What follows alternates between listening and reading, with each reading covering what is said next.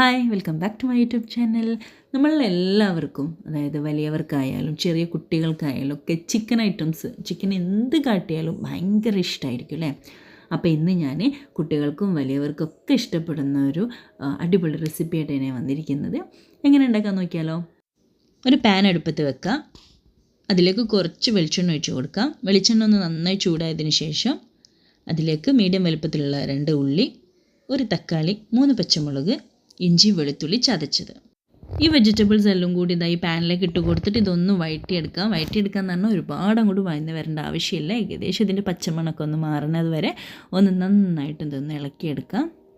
ഇതിലേക്ക് ഉപ്പ് മഞ്ഞൾപ്പൊടി ഒന്നും ചേർത്ത് കൊടുക്കേണ്ട ആവശ്യമില്ല. ഇത് ജസ്റ്റ് ഒന്ന് വഴറ്റിയെടുത്താൽ മതി. ഇപ്പോൾ അത് ഏകദേശം ഇതൊന്ന് വഴന്ന് വന്നിട്ടുണ്ട്. ഇനി ഇത് നമുക്കൊരു മിക്സിയുടെ ജാറിലേക്ക് ഇട്ടിട്ട് ഒന്ന് ക്രഷ് ചെയ്തെടുക്കാം. അങ്ങനെ ആ വെജിറ്റബിൾസ് ഒക്കെ ഒന്ന് ക്രഷ് ചെയ്തെടുത്തിട്ടുണ്ട്. ഇനി ഇത് നമുക്ക് മാറ്റി വെക്കാം. ഇനി ഇതിൻ്റെ മസാല ഒന്ന് തയ്യാറാക്കിയെടുക്കണം. അതിന് വേണ്ടിയിട്ട് ഒരു പാൻ അടുപ്പത്ത് വെക്കുക. അതിൽ കുറച്ച് വെളിച്ചെണ്ണ ഒഴിച്ച് കൊടുക്കാം.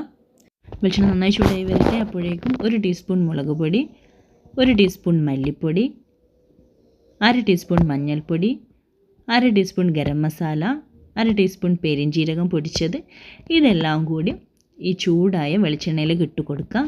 ഇനി ഇതൊന്ന് നന്നായിട്ടൊന്ന് ഇളക്കിയെടുക്കാം. ഇത് ഇനിയൊരു ഡാർക്ക് ബ്രൗൺ കളറായി വരുന്ന വരെ ഇതുപോലെ നന്നായിട്ട് ഇളക്കിക്കൊണ്ടേ ഇരിക്കണം.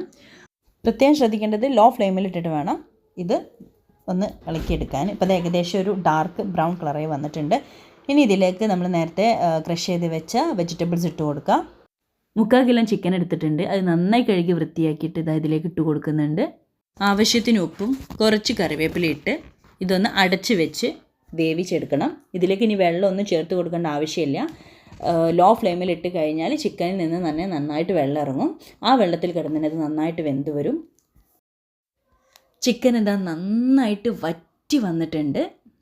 ഇനി ഇതുപോലെ ഒന്ന് നന്നായി ഡ്രൈ ആയി വന്നു കഴിഞ്ഞാൽ നമുക്ക് ഫ്ലെയിം ഓഫാക്കിയിട്ട് ഒരു സെർവിങ് പ്ലേറ്റിലേക്ക് മാറ്റാം. അപ്പോൾ ഇത്രയേ ഉള്ളൂ ചിക്കൻ വറ്റിച്ചത്. അപ്പോൾ ഇത് വളരെ സിമ്പിളാണ്. അപ്പോൾ ഇതെല്ലാവരും ഒന്ന് വീട്ടിൽ ട്രൈ ചെയ്ത് നോക്കുക. ഇത് ചപ്പാത്തിൻ്റെ കൂടെ, ചോറിൻ്റെ കൂടെ, നെയ്ച്ചോറിൻ്റെ കൂടെ ഒക്കെ സൂപ്പറാണ്. അപ്പോൾ ഇതെല്ലാവരും ട്രൈ ചെയ്ത് നോക്കുക. വീഡിയോ ഇഷ്ടപ്പെട്ടിട്ടുണ്ടെങ്കിൽ ലൈക്ക് ചെയ്യുക, ഷെയർ ചെയ്യുക, സബ്സ്ക്രൈബ് ചെയ്യുക. മറ്റൊരു വീഡിയോ ആയിട്ട് ഉടനെ കാണാം.